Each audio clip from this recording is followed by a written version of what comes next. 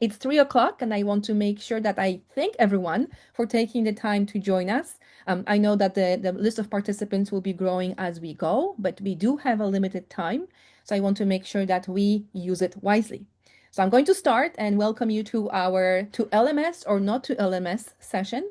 And we really just want to highlight how programs are using learning management systems or different tools to put some of the content online, whether it's training, resources, both kinds of ways of approaching it, and what tools are actually familiar to you, what's popular, what's not so popular, and why. So very briefly about the session today, our goal is to do quick introductions. Most of the bulk of the time will be on the presentations from our guests who will be sharing a lot of information with you. And then we'll have a Q&A and a wrap up with additional information. So our guests for today, we have 6 participants who are presenting as we go today. So we are going to have Althea, who is a consultant with West TO Learning Collaborative. And that is basically a group of 5 literacy programs that work together. And Althea has been a consultant helping them with an online course for their tutors. Then we also have Lee, who is a program coordinator and faculty at Fleming College. And Lee and Stephanie, who is joining us as well, they both are working with Brightspace, which is Desire to Learn program. We have Lisa MacArthur from who is a program manager at the Literacy Group in Kitchener-Waterloo. We have Randy Durning as a program manager at Almaguin Adult Learning Center. I know many of you will be actually telling us where you are located. We'll look at some maps as well, so that will be exciting. And we also have Tina, and Tina is is LBS lead instructor at the Niagara Catholic District School Board. So as you can see from our guests, we have community programs, school boards, and colleges sharing some of the information and tips with us today. Behind the scenes, it's me, Monica, and also Tracy Mullins from AlphaPlus. And we do have Rebecca as our ASL interpreter, and there may be Kim joining us as well, will be the second interpreter for today.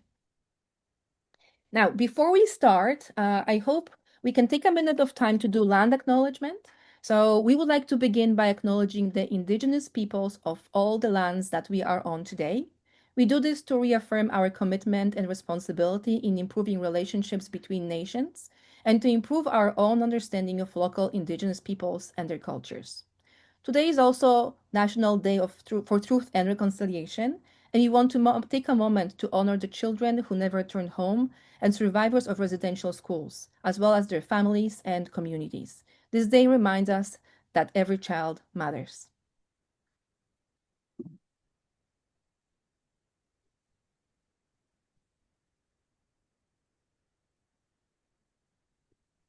Thank you for that moment. So a bit of context, and you may have seen some of that information in our descriptions of the showcase. But really, what we were noticing and seeing is the COVID-19 was a bit of a switch for many programs, where they had to really quickly shift to putting their lessons and work that they're doing with students online. And we tried different methods, different practices, different methodologies, and those processes and tools evolved during COVID and after COVID as well. But what's really interesting is to kind of go back and look at the last 5, 6 years and think about what's happening now. Where are we? What's happening with the programs? What's being used? What's not being used, and why? So that's the goal for today. It's really to take a look what the programs are. And I know there are many more programs who are using different tools and resources that we are not sharing today. We do have some guests who agreed to share with us. So we asked our guests specific questions. So during this session today, they will be sharing with us who they are and where they're from.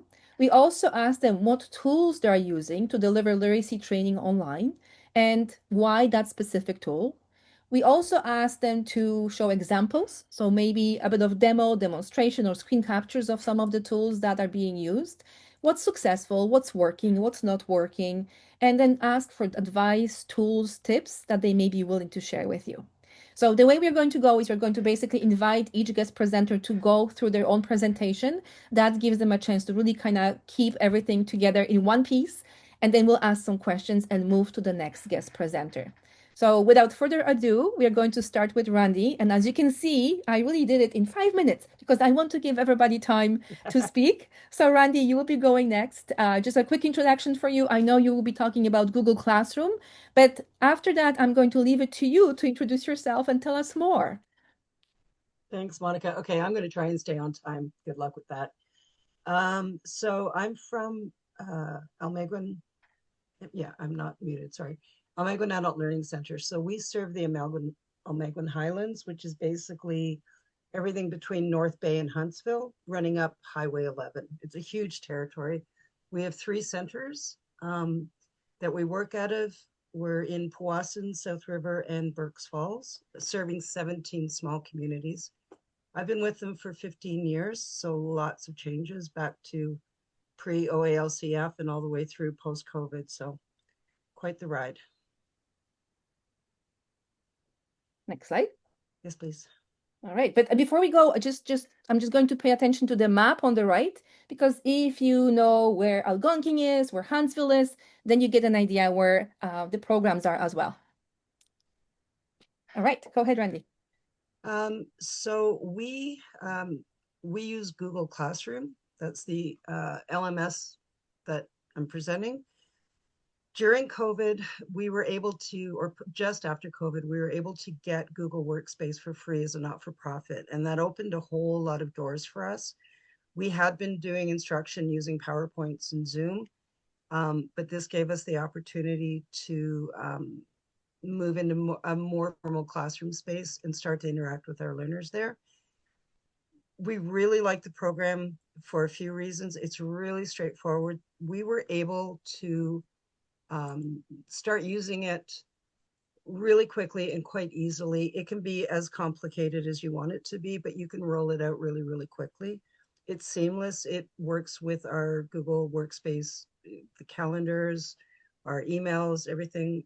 It's collaborative for both our instructors. We can have more than one instructor running a classroom, and our learners get to get into a classroom environment where they're submitting assignments, they're getting their assignments and notes, interacting with other learners. So that's pretty powerful. It's flexible. Initially it was small class.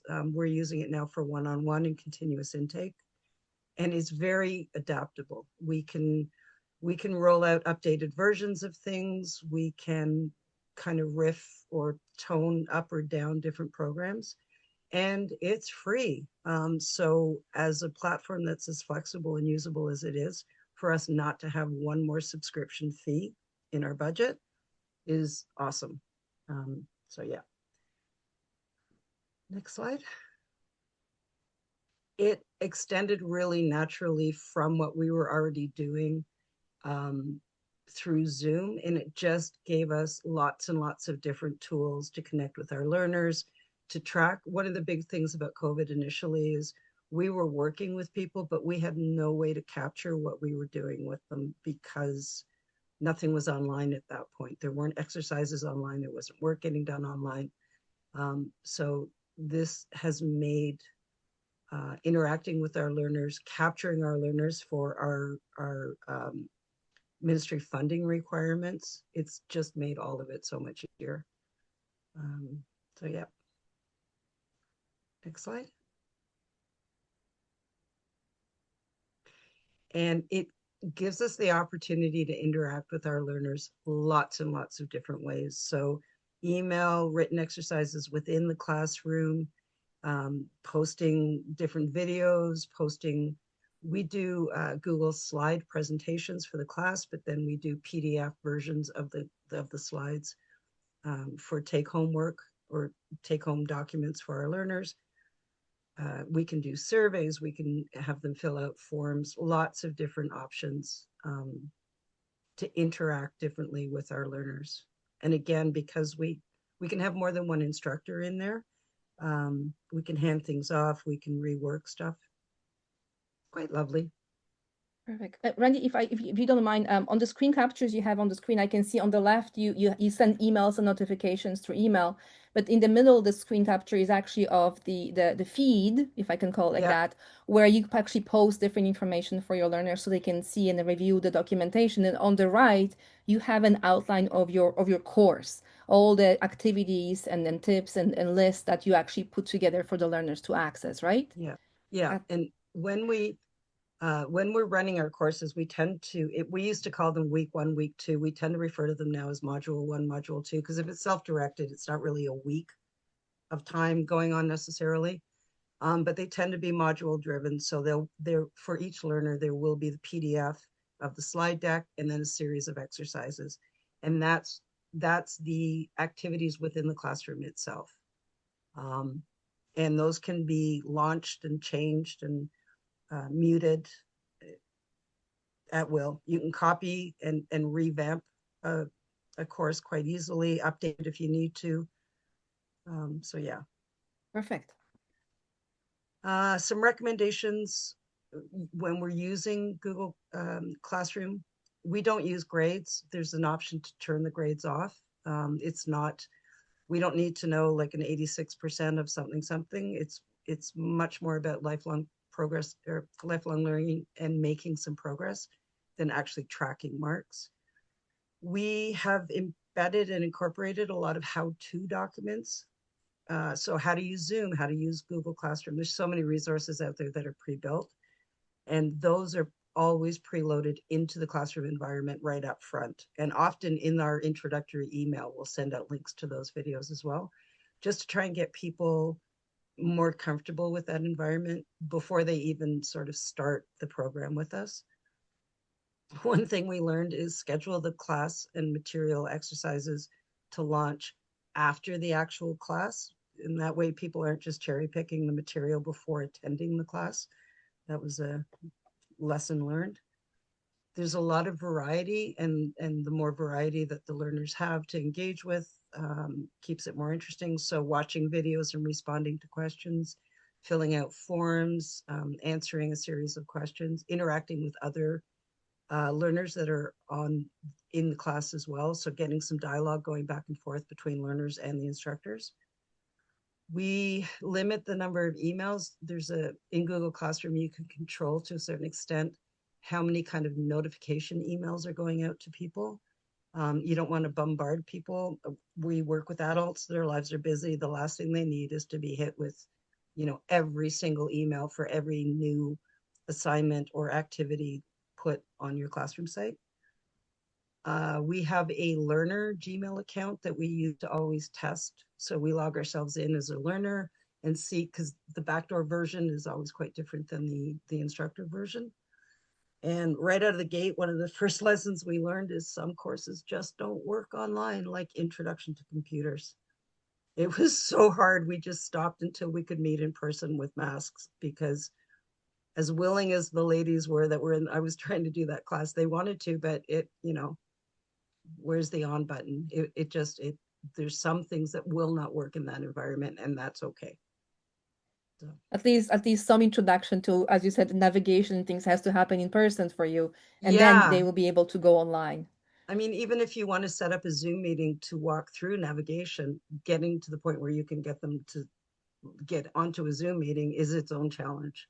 Yeah. So yeah, there's just some things that aren't going to work. Yeah.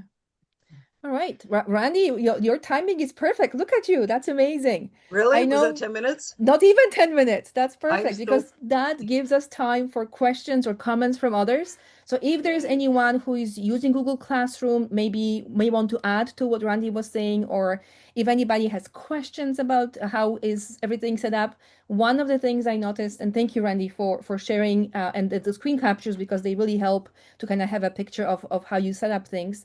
It's really a difference realizing that you don't have to do grading. I think a lot of times when we work with programs, this is where programs get stuck on. Like, how are we going to do the back end? How are we going to manage that? Where sometimes just learning and knowing that I don't have to do grading at all, I can manage it in a different way, can make such a big difference as well. And I can see there's some comments coming in. There's a question from Ryan. Do you train learners how to use Google Classroom? Are there challenges around that? We share, honestly, the Google has such a strong suite of training material. We share the how-to document and videos that walk people through. They're very easy for anybody that's on a computer to access those videos. And then we do a walkthrough generally the very first class. This is where we can use that learner login to show them, we're going to walk you through the classroom together to show you where things are. Honestly, the site is so straightforward. it's not onerous. We haven't had a really big problem getting learners engaged with it. That's perfect. That's perfect. It just I think a lot of times it's just the practice and getting used to it and using it a few times and you kind of figure out your way. But there's just a question and I know I think I know the answer, but I'm going to raise it here as well. So this is from Jared, and the question is, how does Google Classroom integrate with Google Meet? Are you able to embed the meetings right into the system so learners can always know where their meetings are and the resources are easy to access? And Randy, I think you can answer, so I'll leave it to you first. Well, I'm gonna lean on you, Monica. So we started life kind of on Zoom and PowerPoint. We are halfway through our transition to fully Google Workspace. We're starting to use Meet. We're not there yet. We still use Zoom in Google Classroom. So I'm going to rely on Monica to speak to that integration because we're still playing with that. We're not quite there yet. No, perfect. And I'm sure there will be more people answering in the chat as well. So again, we are learning and the questions that are coming in are amazing. As far as I remember, when you're in Google Classroom, when you have that feed with different updates, very close above you have different icons. One of them is calendar, one of them is Google Meet icon.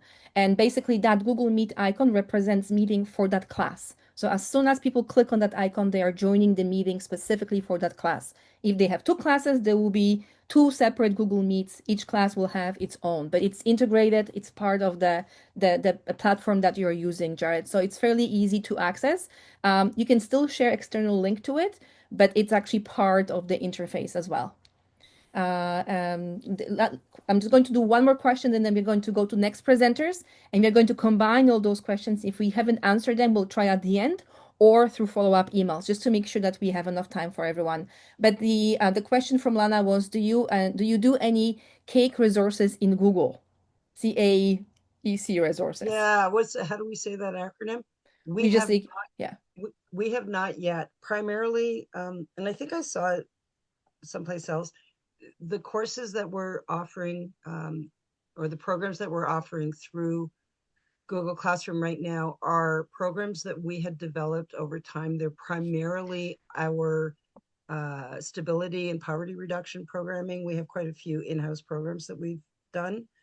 Um, so we don't have a classroom set up specifically for some of the more academic programs.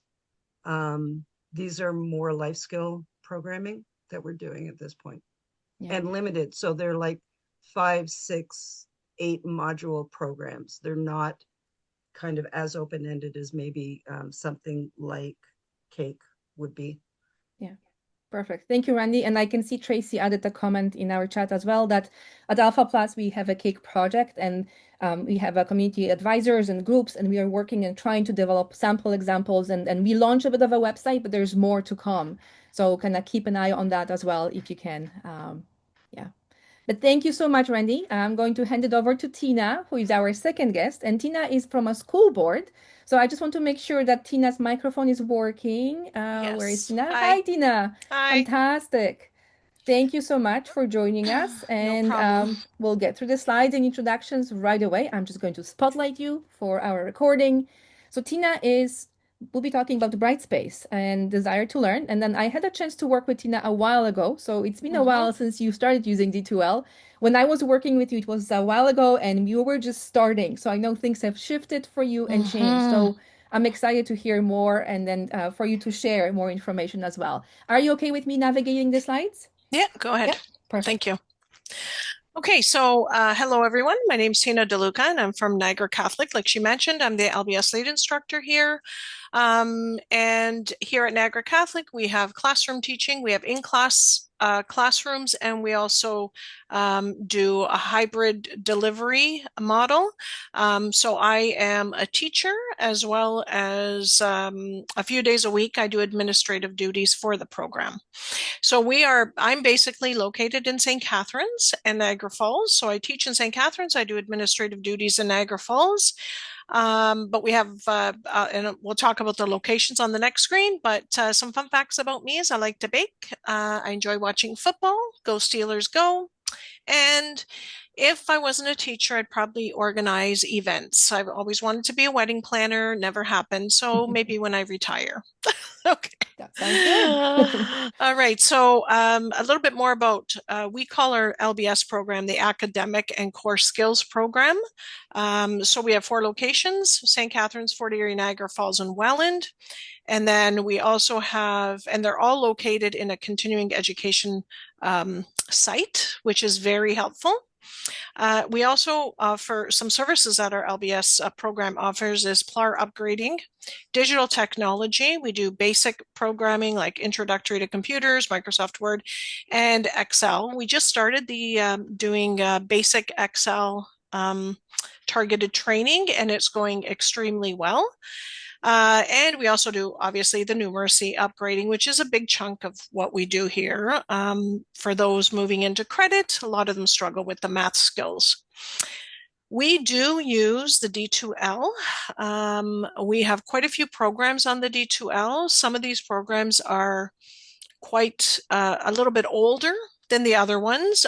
Some of them require some upgrades to them, but these are the programs that we have in place that we can access. So we have the ACS e-learning orientation. So I'll talk about a little bit more about that when I talk about the D2L and what we do. We have a Math for Everyday Living, which helps with those students transitioning to MEL Math grade 11.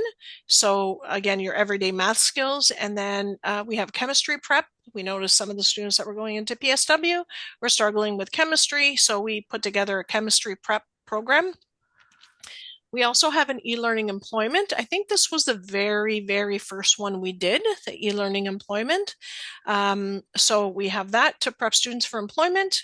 We recently put together a literacy test prep program, and we also have an ACS Intro to Google to help our LBS students. That's exciting. Next slide. Yeah. So I guess the reason why we started with the D2L was, number one, it was free, not really free. I mean, the school board pays for it, but LBS doesn't pay for it. So we had access to free programming. And one of the nice things about our continuing education sites is that we have our own IT person who only works in the continuing education department. So that is extremely helpful.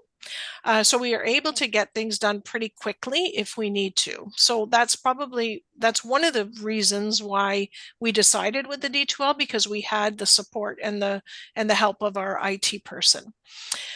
The other thing is it's obviously customizable content creation. You can put anything on there. You can, break it up however you want. Tailored programs. In the D2L, you create what you call shells, and in those shells are your programs. So each one of those programs that we have is a shell in the D2L that students can access if they're given access to that program. I'll talk about that a little bit later. Students like online, right? If you talk to your students, they all want to do online learning. A lot of them do. So it increased the learner buy-in as to learners that couldn't come in who want to do online. Instructors can manage courses and content, so it's easy for the instructor to manage. However, there is a lot of back-end work before you actually post a new program online. The ability to provide online feedback to learners, which is really nice. So we have, a program, they hand in an assignment, we correct it, we provide them with feedback, and we let them know whether or not they need to resubmit with corrections. So that is very helpful. We can access materials from any device. We can do it at home. We can do it at work. We can do it wherever we want, and the ability to correct assignments at any time. So again, it's not an open and close. It's open all the time. So we can do it at home if we have too much correcting to do.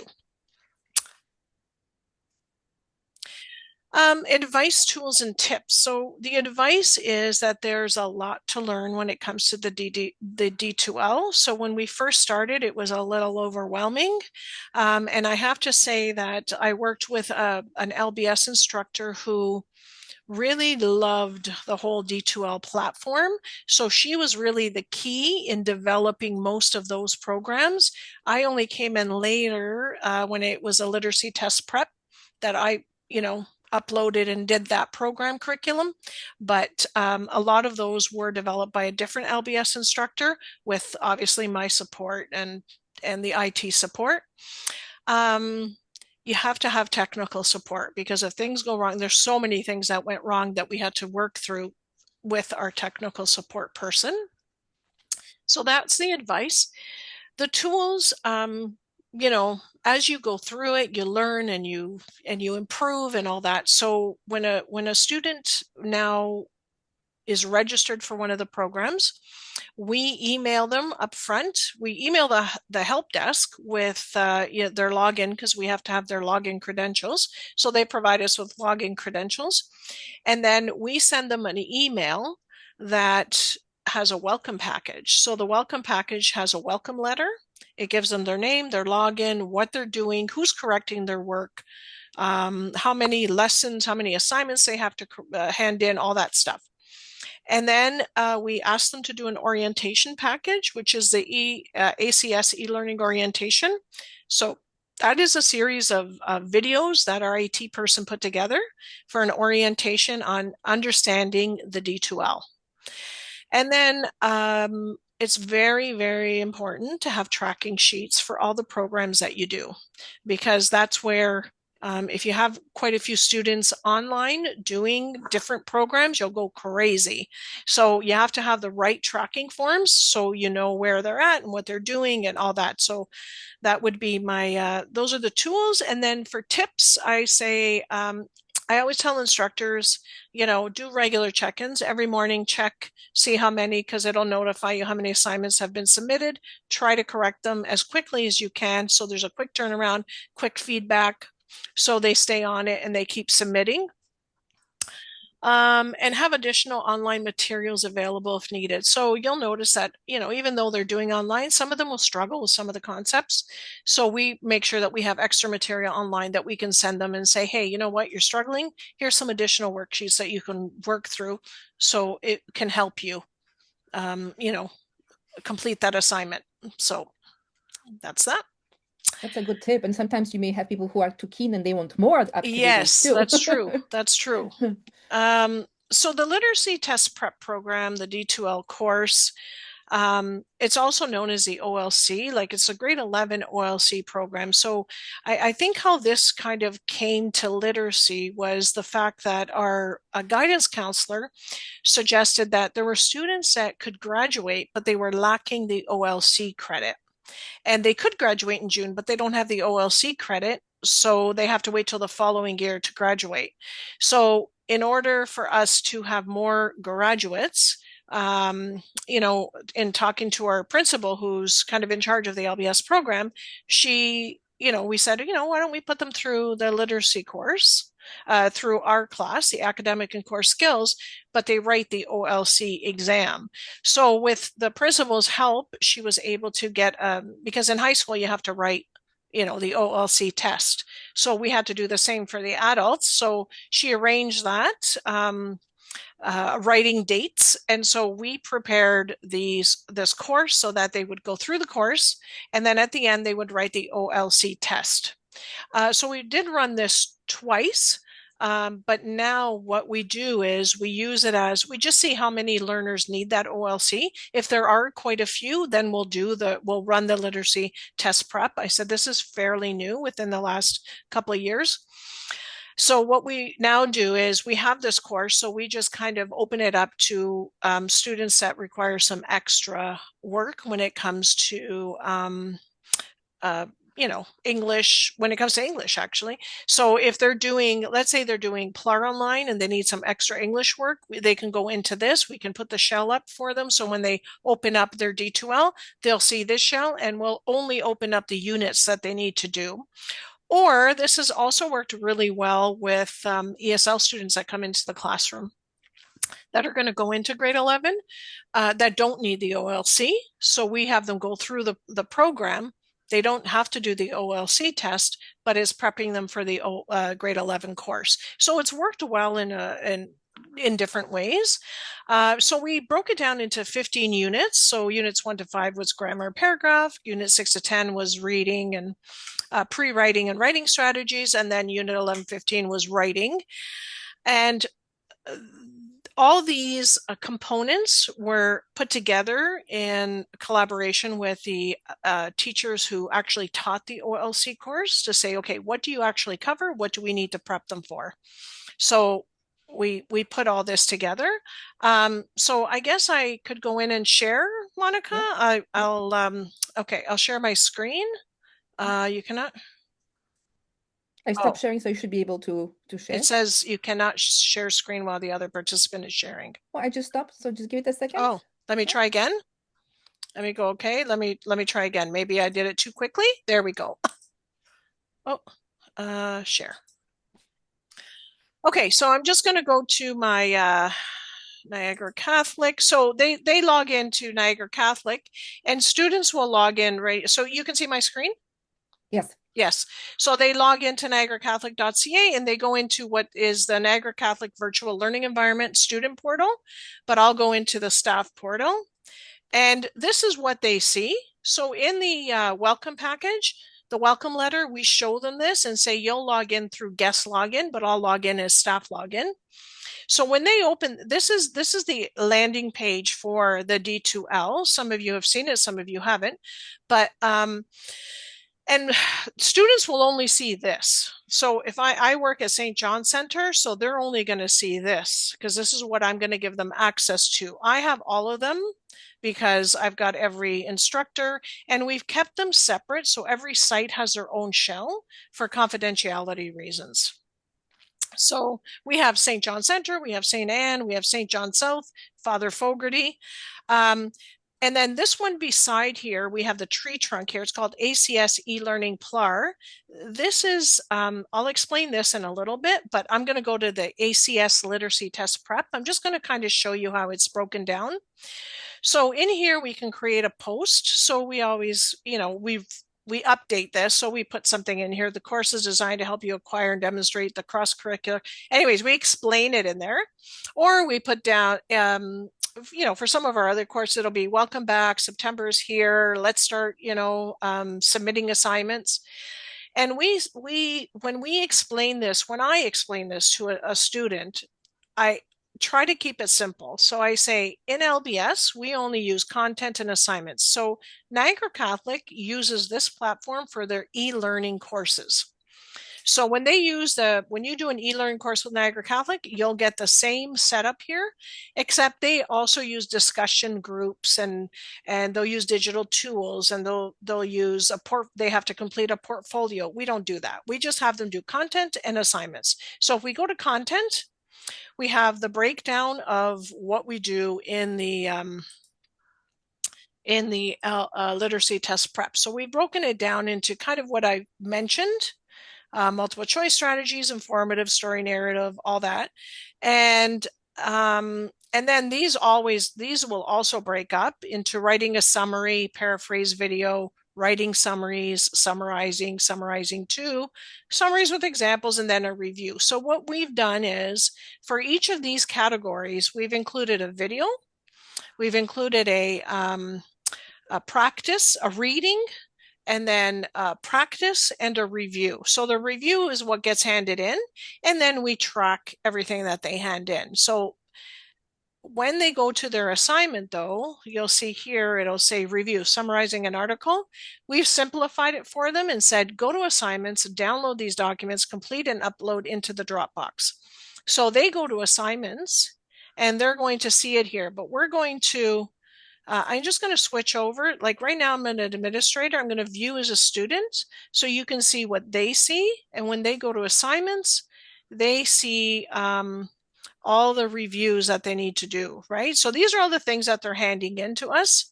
So paragraph sheet, they go to this and they're going to see, what they have to hand in. This is, paragraph sheet, computers, they have to, fill this in and submit it to us.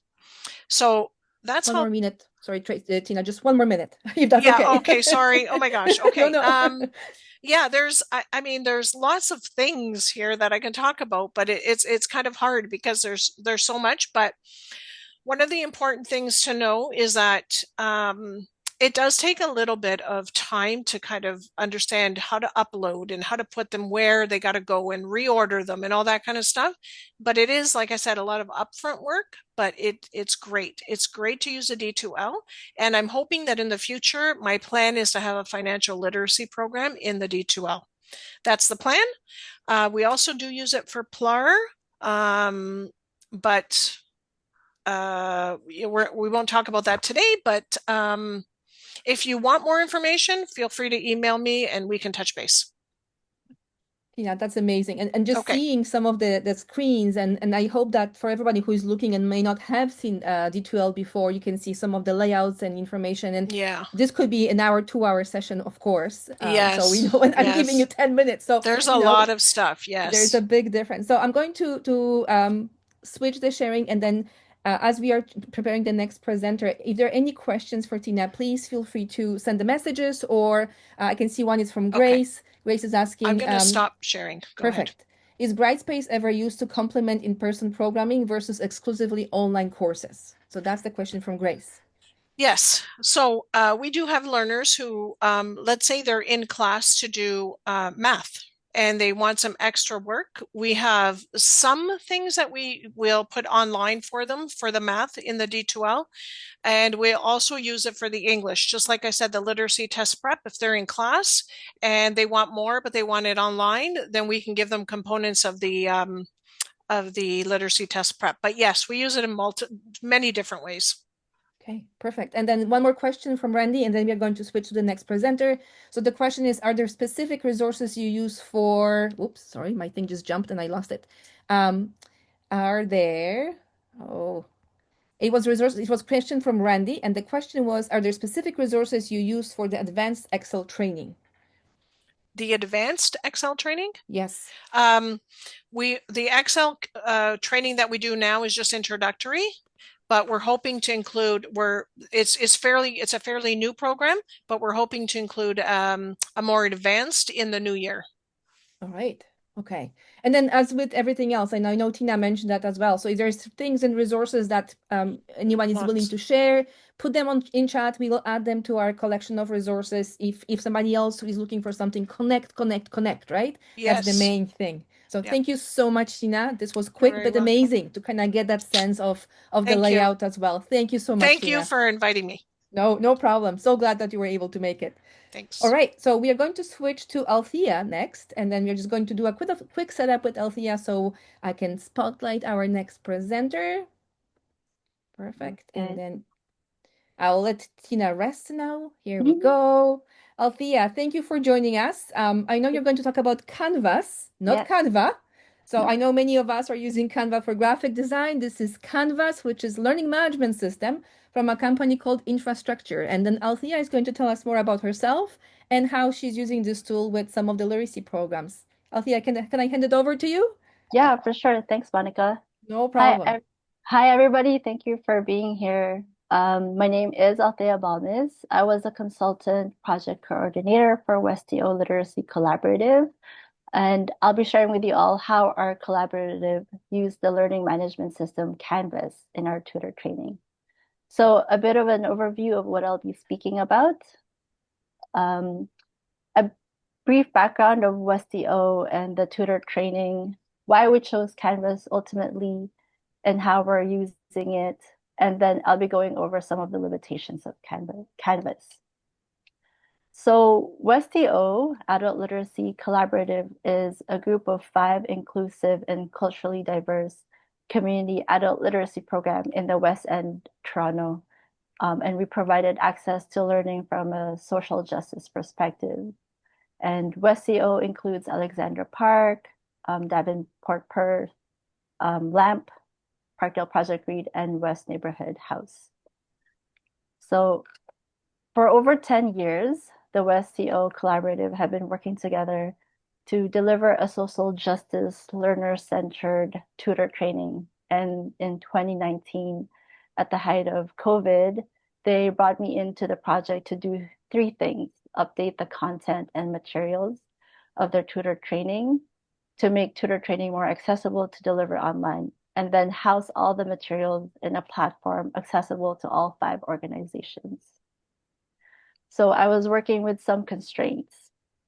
The first one was minimizing the digital barrier for the service providers and tutors.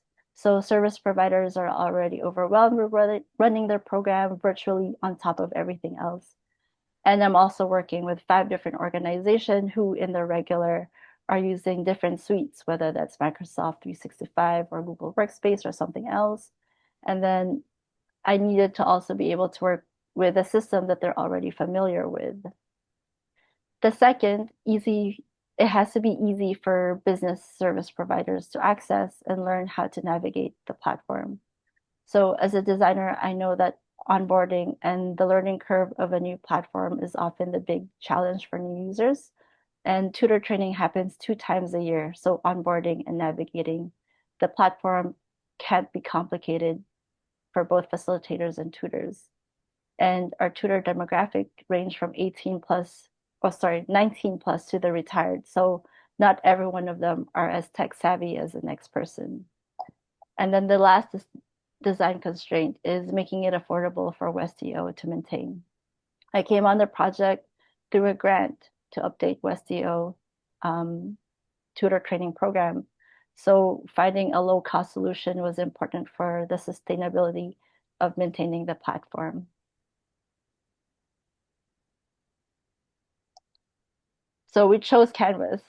With all the 3 constraints in mind, we ultimately chose Canvas in structure, or Canvas for short, for 3 main reasons. Number 1, it's free. They have an option to try Canvas free for teacher. Canvas instructor offer their LMS for non-institutional educators through this thing called through Canvas free for teacher account. So you just need an institutional email. For us, it meant creating a Google Workspace specifically for WestEO so that I have access to a WestEO email that helped me set up our course. Number 2, access to other online tools. We integrate Zoom, Google Collaborative Tools, and Padlet. Number 3, it has to be easy to sign up.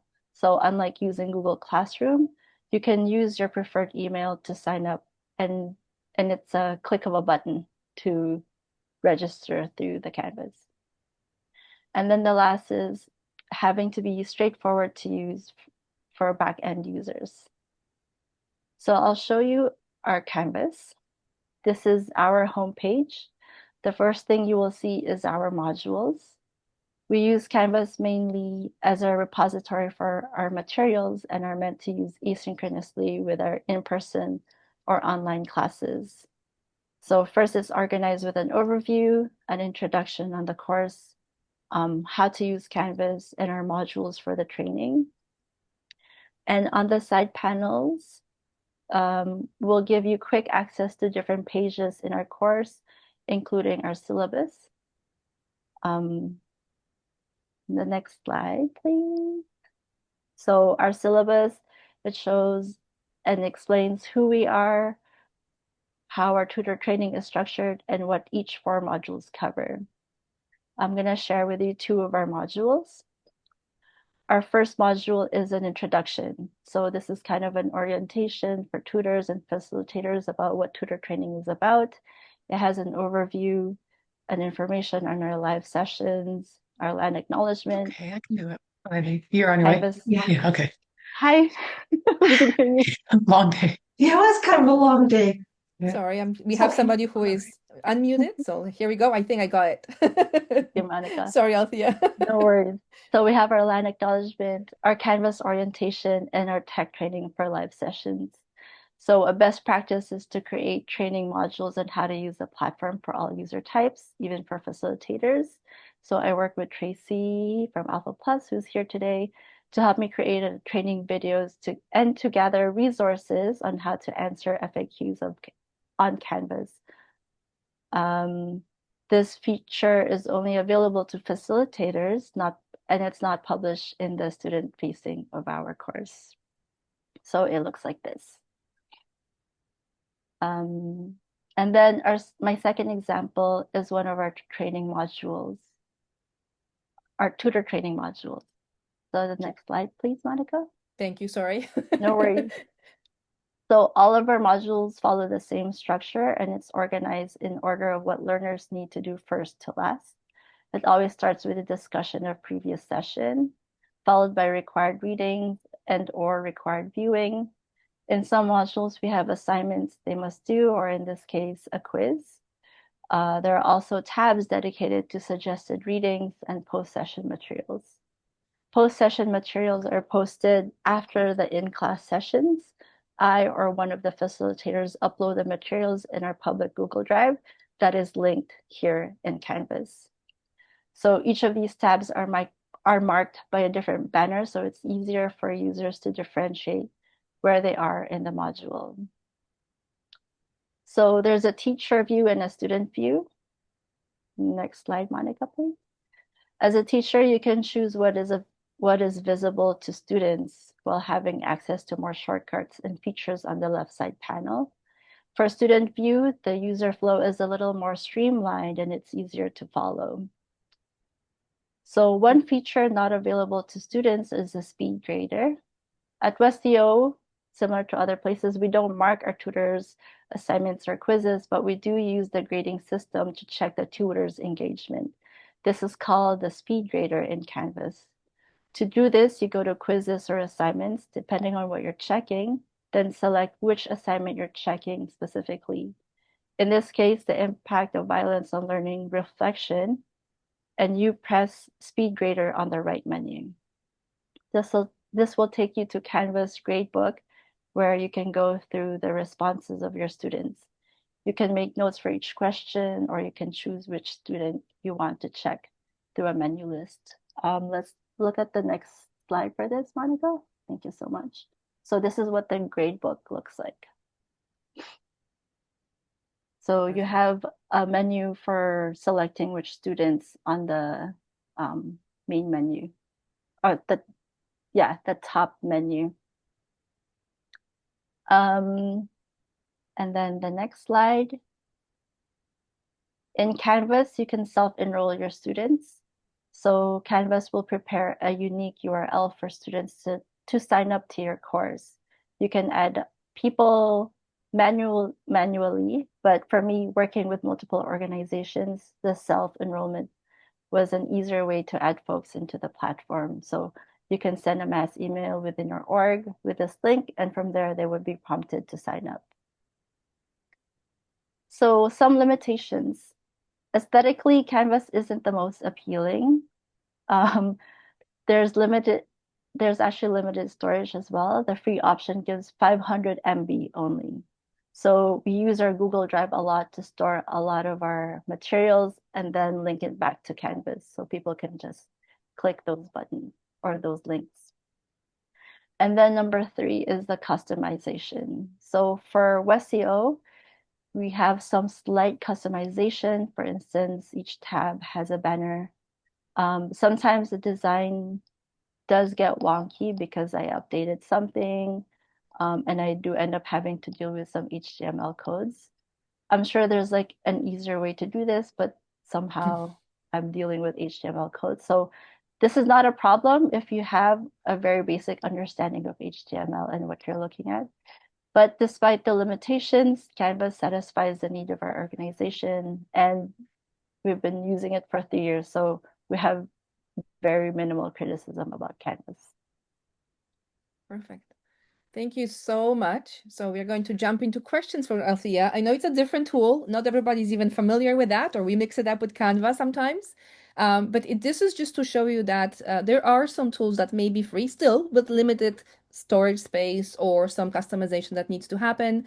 But as we are looking at the different examples, whether we go live or see screen captures, I think you can also see how different the platforms are from each other in terms of the layouts, simplicity, graphics, and so on. And sometimes even that can be a tool for you to make a decision which platform you may want to use as well. With Canvas, yes, it looked busy for us as administrators, but I think if you looked at that student view, it was a bit simpler. Not all the features were enabled, so it's cleaner. But it is an amazing tool to try as well. Yeah. So there's a question from Lana. Have you seen Google Classroom and can you compare it to Canvas? On the spot in 2 words. Just kidding, but Althea, go ahead.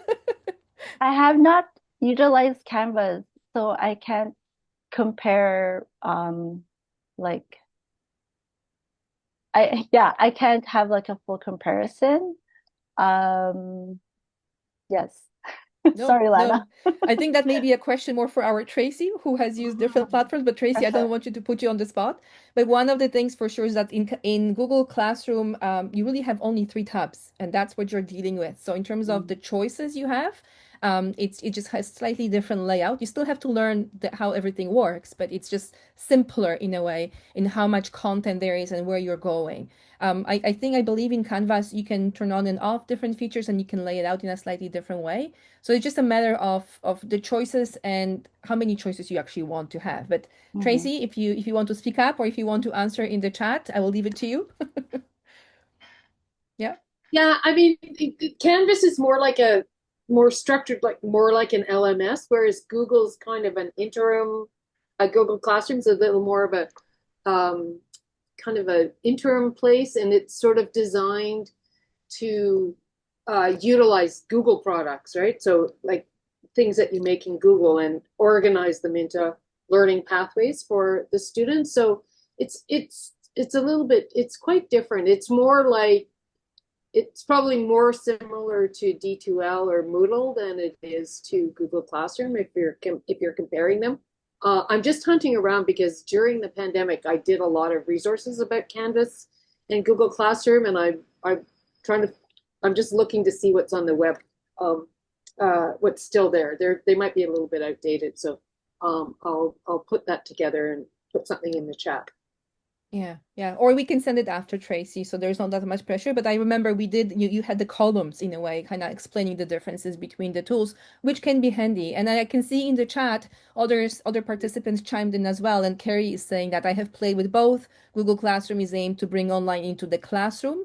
And then you're using all kinds of Google tools for that, from chat to Drive to Google Meet, where Canvas is more online, independent of the classroom, and kind of, you can do it independently from any location. You kind of bring stuff more into the canvas, where with Google Classroom you kind of work with different tools around you. I don't know how else to describe, but if there's anything else we can do, let us know. We can do overviews and stuff like that as well. But I want to thank Althea for really sharing with us, because again, not too many programs share how they use Canvas. And I think one point that Althea made when we were chatting about this is that it's very unusual to have 5 programs working together and then building the tutor training and then using the resources between programs.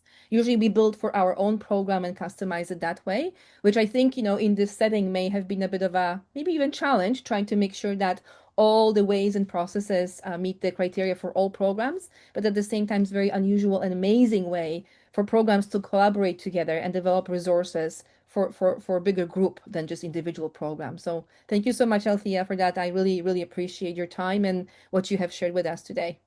If there's any Yeah, other questions, let us know. But thank you, Althea. no worries. There is a question by Ryan on the chat Yeah, go. Do you want to about answer that? Yeah. yeah. So they asked, are there features for learner interaction like discussion boards, chat features, commenting on resources, etc. So there is a discussion board which we do utilize for different parts of the activities, but with a WestEO, like a lot of the things that the organizations wanted was to just use Canvas not as a substitute for in-person learning. So I really did try to minimize trying to put all of the activities into this LMS.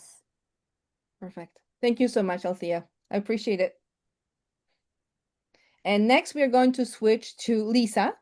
Lisa is the program manager at the Literacy Group. And Lisa is not using full LMS. She's actually using Google Sites for training. And she's going to share with us how that evolved and where they're going with it and how things are working or not working. Lisa, would you like to share your screen? Is that how we are doing it? I think you're sharing your Yes, screen, right? please, because there's a couple of links you're Go gonna for it. see me work the way we normally work, which is everything sort of linked together. Perfect. So here we go. Slide presentation in. Can you see my slide deck? Yes. Perfect.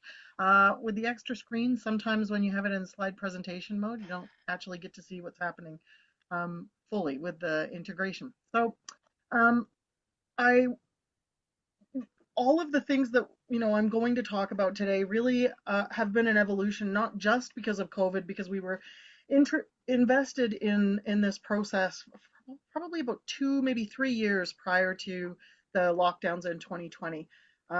We were using Google Docs, Sheets, Forms, Sites, and primarily we were using those resources because it was easier for us, at least in the beginning, was easier for the learner because everything that we've heard thus far is that there are logins that are required. And we work with learners at level 1 through 2 and some level 3 in our workplace programs. But we're a community-based program that is working out of 2 sites with one-to-one volunteer tutors as well as group tutors. So it's a complex group of both staff and volunteers that needed to be able to access these resources. So it needed to be easy for volunteers as well who have varied computer skills. And so really our LMS involves us now paying for a larger Google Drive because of the number of assets that we have in there. We had and still have a network share drive that is encrypted where all of our confidential information goes. We don't trust Google to anything other than a first name and one piece of contact information. Nothing gets stored in our Google Drive that could identify a student any way, shape, or form. And certainly we're not collecting things like social insurance numbers through Google products. In 2015, we weren't even doing that. It was really about program management. I used it as a replacement for SurveyMonkey. We were doing some collaboration amongst our team members.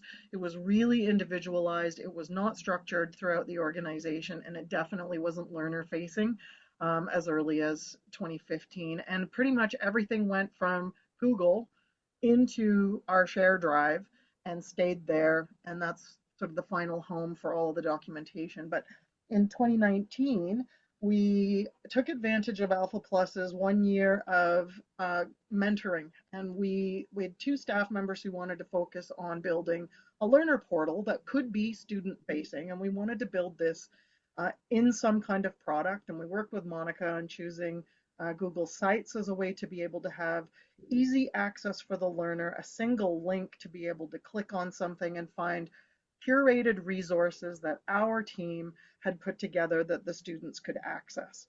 And the Friday before the lockdowns in March 2020, one of the developers of this Google site sort of waved to me as she was leaving the building and said, I've just put a counter on the learner portal. I'll see you when the pandemic's over. And that was it. That was the end of us working within the office probably for 18 months to 2 years. So this learner portal turned into the primary access for all of our learners for the first, I would say, 3 weeks. We had phone calls and we had this portal. And this is where we were trawling through all of the local information about how to get a vaccine, what was happening with lockdowns, what was happening with getting free tests and masks, all that stuff, right? Really trying to find legitimate information for people to navigate a horrendous situation and try and basically keep our contact with our students. It was full of all kinds of things. And we had already started building things like intake assessments, some select milestones that we were going to be doing for the students. There's a whole folder that I have since shared with LBS partners that include all of these Google products that we have been building, most notably the intake assessments and a full suite of milestones in Google Forms. This now became an entity unto itself. And so for about 8 weeks, we were using the learner portal. We were doing all the tutor training. We developed a return to the office portal that had all of our COVID tracking in it. So again, you can see how all of these products that Google offers were starting to be integrated into a basic Google site, which was a vehicle to present many Google products in an organized fashion that people could access without having to log in, create an account.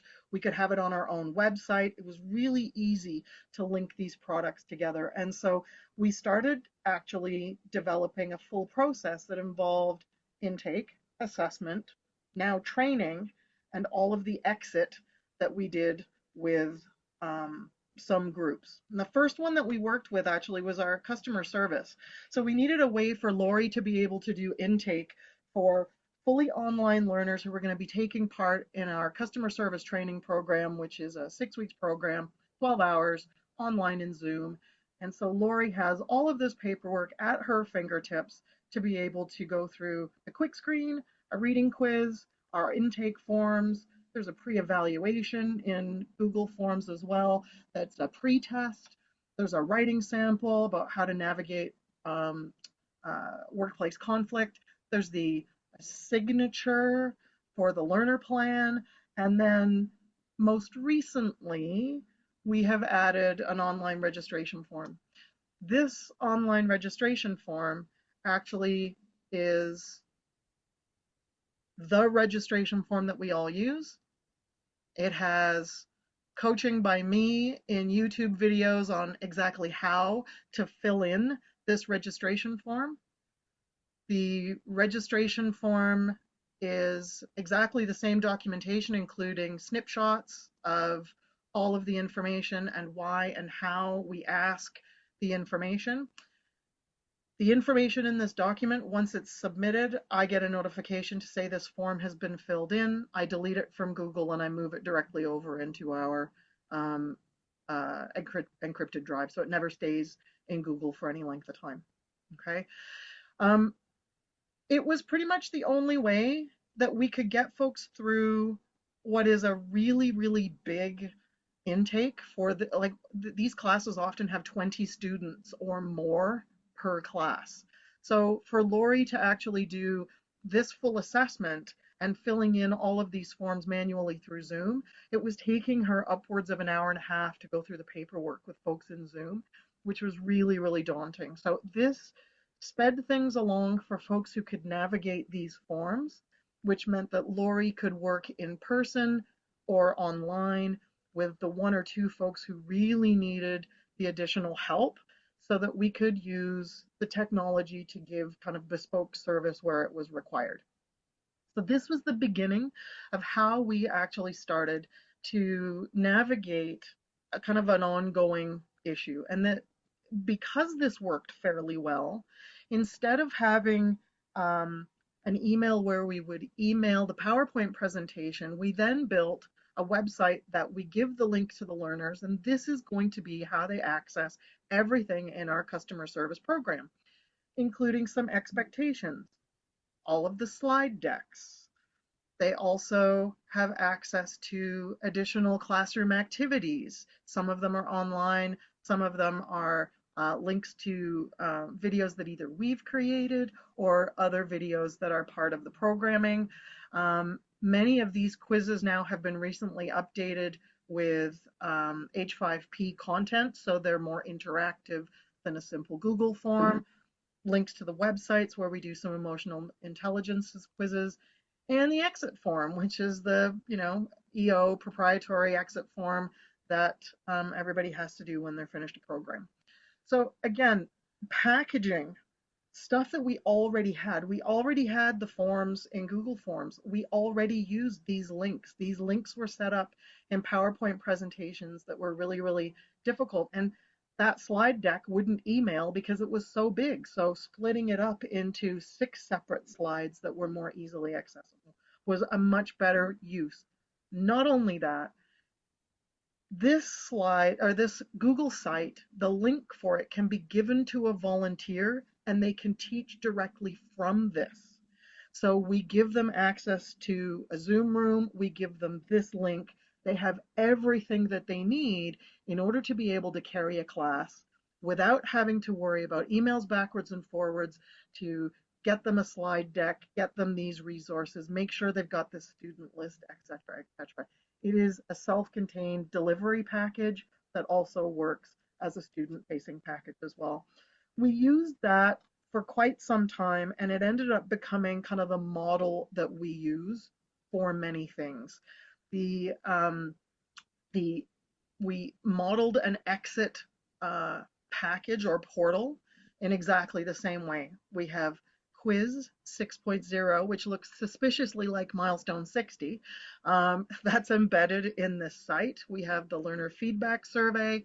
We have a post assessment that we do comparisons with the pre-survey, and then the workplace conflict, as well as a follow-up questionnaire, which is the EO exit form, plus some business intelligence stuff that we want on our side.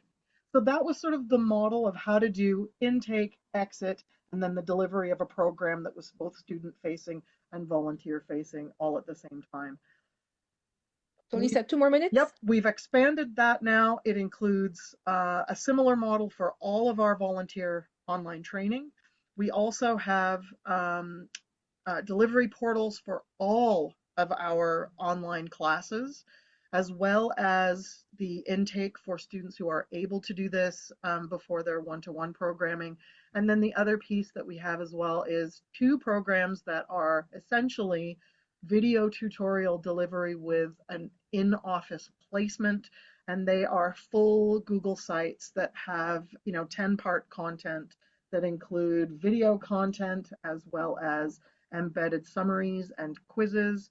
And then these are also then matched up where the volunteer and the student can meet in one of our Zoom rooms to get one-to-one mentoring rather than just having it be solely self-directed program. So we've really tried to sort of blend these things together. Really, in the grand scheme of things, this is where we intend to go. The way this is working for us, everything is held in our Google Drive before it's moved over to our encrypted share drive. But this has been working so well with zero cost, and it's made it accessible not just for staff and students, but also volunteers as well. So they're able to collaborate and build some of these Google sites for us. In fact, one of our newest programs, the administrative assistant program, that was actually built by 2 hires through the Canada Summer Job Grant program last year. And so it's just a question of how do we continue adding to what we've already created by building in more H5P using AI. I'll talk about that in a month or so to sort of embed all of those pieces in. Keeps it very nimble. That's amazing. Thank you so much, Lisa. And then just to quickly add, what Lisa is referring to is that our next showcase is about AI. And Lisa is going to come back to share with us how she's using AI with building some of the content, some of the courses, and so on. So if you haven't signed up yet, sign up for the next month. There will be more information coming up shortly. But thank you so much, Lisa. I know, again, with Tina, with everybody else, we have so much information we would like to share. We could do separate sessions for each of your topics.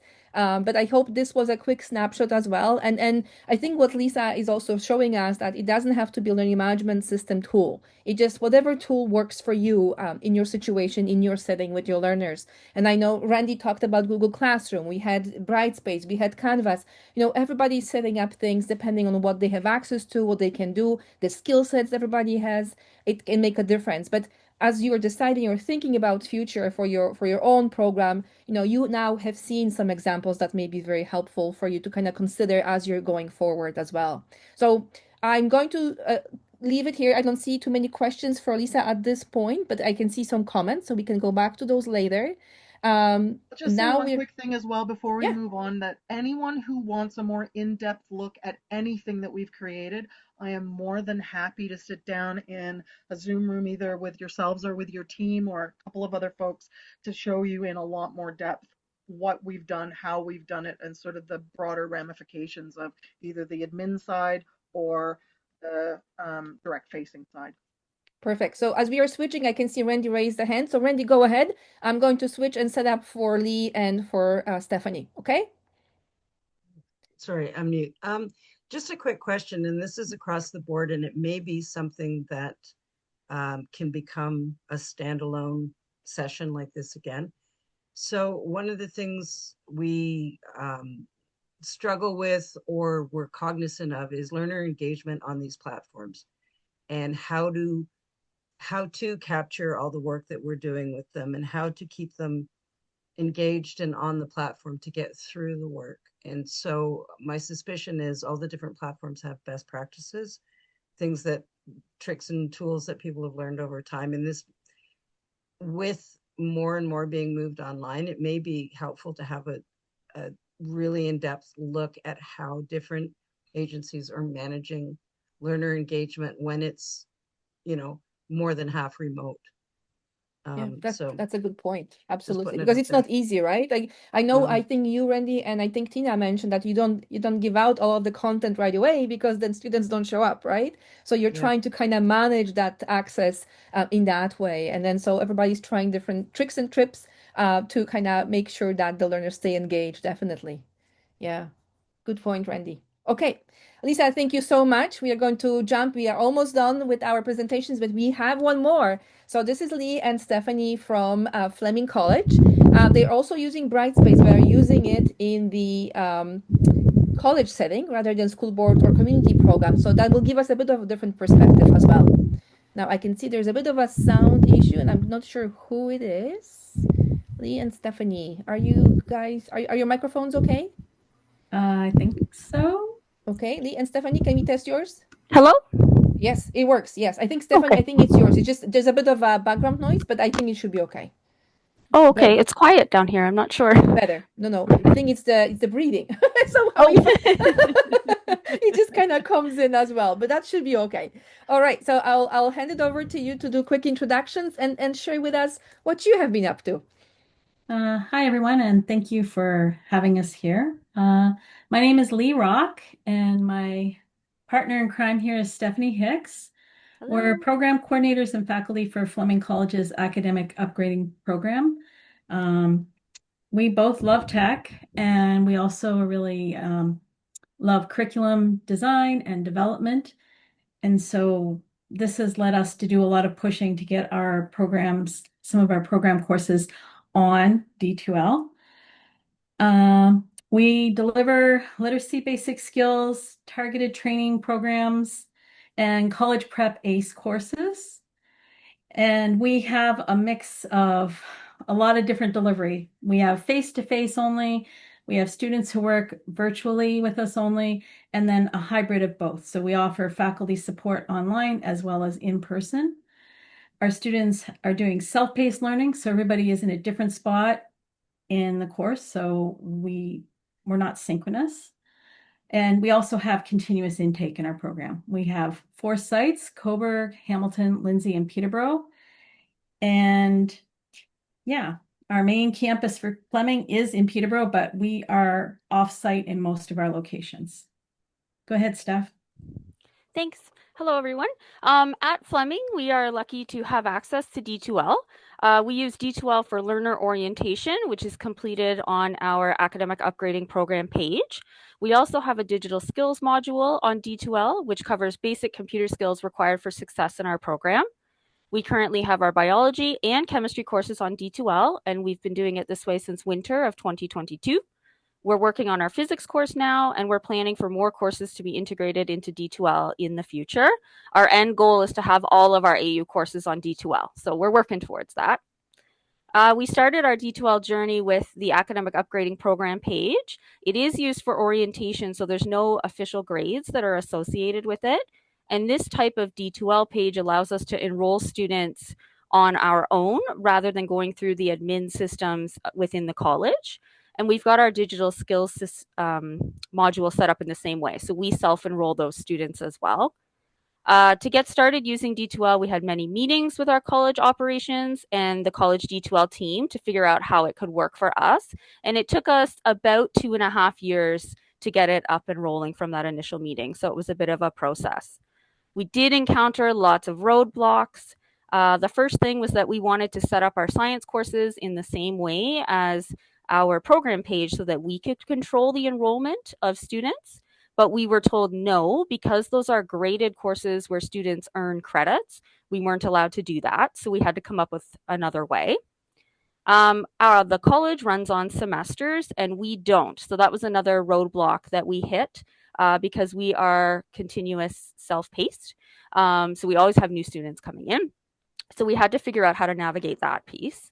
In addition, at the start of each new semester, there is a new course shell generated on D2L. So it would have been too difficult for us to move learners from semester to semester in their courses because their work and their progress is lost, and students would have multiple shells show up for their course, which would also be very confusing for them. So what we decided to do was let the learners stay in the course shell they were in, and we monitor any past shells that still have students actively working in them. But sometimes that can be up to about 20 different shells at a time. So it does get to be a bit to manage.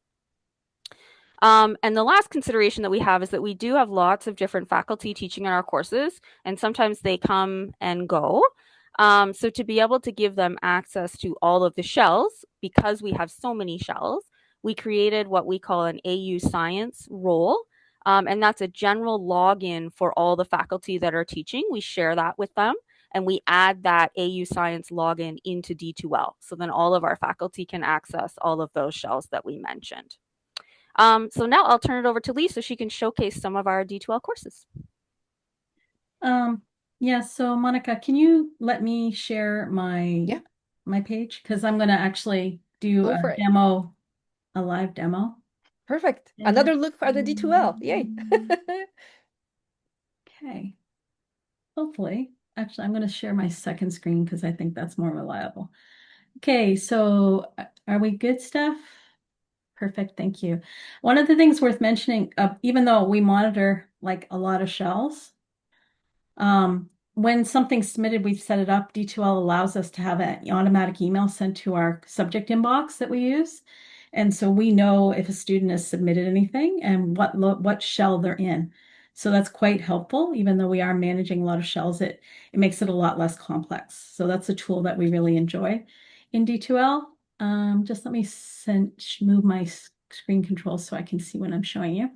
So this is the landing page we have. And if you're a student, you would probably just see the academic upgrading program page and whatever course shell you would be in.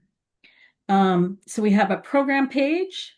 We have our course shells. And you can see I've got old semesters here. And they do stay closed. We usually put a note up for students so they know that they can continue working. We explain that quite thoroughly to them so they know that they can still access. And then we have our master course shells. So our master course shells, they're where we do our design changes and any corrections we need to do.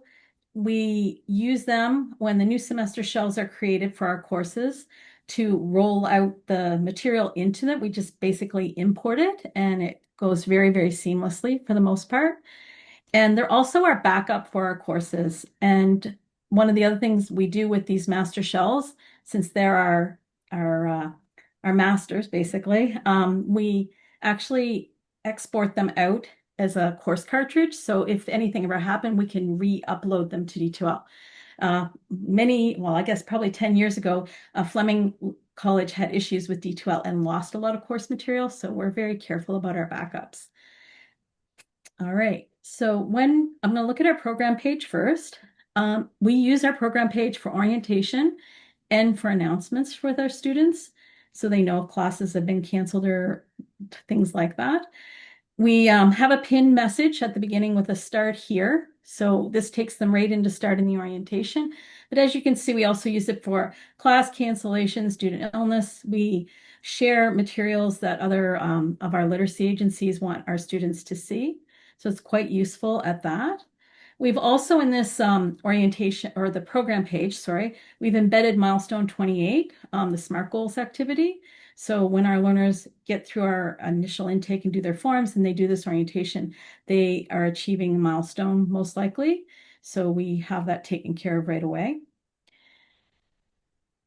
When one of the other things we do like about D2L is that it's quite good about some accessibility tools. It's got some really good ones. One of them is it will read you how orientation works. So now I just got to stop. Hello and welcome to Academic Upgrading Orientation. We are excited to be working. So it can let you do that. You have to be careful when you're demonstrating because obviously it scrolls down, but it will read the whole page for you. And then the other thing we do have on our page here, our program page, is we have our current teaching schedule, which is really nice. So students can access that at any point in time. So it's a good communication tool once our students are more comfortable with it. We do have video and printed instructions that we send to them so that they have an idea on how to navigate that. And if we know a learner expresses some discomfort with learning on computers, we ask them to come to an in-person class where faculty assist them to walk them through this process. The other thing in our orientation and our program page, we have a screening quiz for our learners' digital skills. So they do this quiz, and if they score below a certain percentage, we shuttle them into a digital skills module that teaches them just basic skills that they will need for interacting with us online or even within class, like how to attach a file, how to copy and paste, very simple, basic computer skills. And when someone's shuttled into this digital skills module, we recommend that they come to class in person if at all possible. We really noticed with this, since we've implemented this, there's a lot of improvement in our learners' confidence with computers, but also in their outcomes. They tend to stick around and not get discouraged quite as quickly because they have a bit more skills than they did before. So there's some instant learning happening for them. I'm going to show you now our master shell for chemistry. This is what the course would look like. There's no students enrolled in this. This is why I'm using the master shell, because we're not going to share any students' personal information. So our welcome page is just our landing page where students get to when they start the course. We have what in D2L, one of the things, they have a lot of elements you can use to design in your course. This is an accordion element, which we really love because it makes the page a lot simpler to look at. And it's easier for students to not overwhelmed with a lot of information, and they can pop down and do whatever item they're interested in. So when they're first starting, this is great because it's overwhelming with a lot of information on a page. And then later when they want to go back and find information, it's easier for them to find it. So it's kind of a nice feature. Also on all of our course pages, we have a "We want to hear from you" message with our subject inbox name so that they don't have to go to a specific place to understand how to reach us and get faculty help. One of the other things we found when using a learning management system, and especially with online learning, is we had to build some stopping points into the course, and we had to talk about them with our learners. We had to let our learners know about them. They do have an at-a-glance and a tracking sheet that shows them what they have to complete, and they can keep track of where they are in the course. But because it's online and self-paced, we had a lot of learners think that, oh, I can do this in 2 weeks, I'll be done, I'll just power through it. So we had to give them some stopping points to increase the engagement with faculty so that they have to connect with faculty and we can check and see how they're doing. As well, we needed to let them know about these stopping points because otherwise they plan to be done in 2 weeks when they actually have, check-in meetings that usually take, by the time we schedule them and meet with them, either over the phone, video, or in person in class, and also that they need to book their unit tests and their final tests. Now, this is a credit course. Yeah? Sorry, just 3 more minutes. I'm kind of just trying to keep track of time. So there's some other things I would love to show you, but I'll stick it to the ones that are most important for us. D2L allows you to create question libraries. So you can use, for course material, you can create all of these different types of questions. Arithmetic questions that can have variable numbers put in. So you can have a range of what numbers for your adding questions. So between 0 and 99 plus between 0 and 50 equals, and you can have unlimited arithmetic questions. But also, once you create these questions in the question library, you can use them to create your unit tests or any other assessment you want. Assessments can be worth grades or formative. We actually use homework quizzes as formative assessment. The reading, the accessibility for the reading to listen to the questions is still there. These are auto-graded, so really great for formative feedback, improves students understanding the material or that they don't understand the material, so they reach out to get help. We also have tried to create some community using discussions, and we have an introductions discussion and also a fun gallery where students can post fun chemistry memes, jokes, images, and we get them going by giving them a couple bonus marks to do the first one, but we often find students will come back and post others later. So it's kind of a nice engagement. And the biggest one, I think, for us, because we are asynchronous, self-paced, is the class progress tool. So we have the ability to get a class list, which shows us a summary of where students are at. And then we can actually dig in a little bit deeper and find out like what their grades are, if they have any, what they've completed, what content they have visited or accessed yet, and so on. But also see, so here you can see when they accessed content, and you can also see when they've accessed the course. Now, there's one other thing I really would like to show you. We also use restrictions. So this course, Unit 2, for instance, has a couple of lessons. Then we have a video. So we have videos in each of those lessons. Then we give them a little formative homework quiz. But as you can see, we manage how they go through. So with these restrictions, they cannot get to the next topic unless they completed the topics before. So that leads them through the course. And so they don't have to wonder where they're going next. They can go backwards after they've opened material, but it consistently leads them through the course. And we feel like that's really improved the experience for them. How am I for time? One more minute, maybe the things we learned, or do you want to just kind of do it all together while you're Yeah, sharing the screen? no, we can do things we learned. So let me stop sharing. Okay. So I want to stop sharing. There we go. Perfect.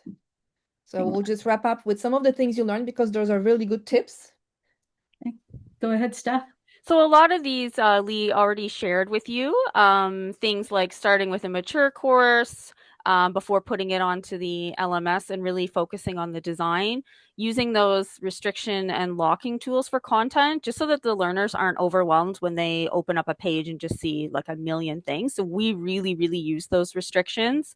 The quizzing tools as well that Lee's demonstrated with the variety and immediate feedback, building of community with discussion groups, but really the most absolute important thing is having a backup. As Lee mentioned, we have master shells, which are our backups, and then we also are able to export the course cartridge as well. So that's really the biggest piece of advice, is always making sure you've got a backup. That's amazing. That's amazing. Thank you. And again, I know we all are feeling the same way. It's like this is just so much information in such a short time. Of course, we value your time because we know that you have limited time as well. But then we really wanted to show you and highlight some of the features. And I really think like looking at how Tina's program is using D2L Brightspace, and then how Flameology is using D2L Brightspace, very different methods and approaches, but they're both working. And if you think about students who are partially exposed to some of the features, just maybe using one or two features, content and activities to do, not having to use everything. And then as they progress, they get more used to it and they use different platforms and different sections as well. So we have seen, kind of simpler ways of doing things and really more advanced with much more features and a lot of information behind the scenes that can be really helpful for statistics analysis, seeing how the group is progressing. We had one question in the chat. So there was a question from Sally, and it was for you about for program who has not started using D2L yet. Would you recommend to have a shell for each learner? We have around 15 to 20 learners in each class. Would this be advisable and manageable for instructors? So I think you have a shell for each course, and this is a question, a shell for each student. And as you're answering this question, we're going to post information about upcoming ins and feedback so you can have the links before we wrap up for today. So go ahead. Okay, perfect. D2L doesn't allow you to create a shell for each learner, so we are limited in that. When we manage our learners, we actually use shared files on a shared drive with our team. And to be honest, right now we have different folders for coursework that we want to keep, and for their PRF forms and those type of things for their milestones, and also for their learner record. So we actually don't do that on D2L. So if you want to make a separate one for each person, that would, the D2L would not be the best option for that, I would say. Mm. Yeah, yeah. And I think the same question comes up often with even Google Classroom. Do we do a class, or classroom for the full group of students I'm working with, or do we do individual classes for each student so it's a bit easier to manage their progress because it may be different from each other.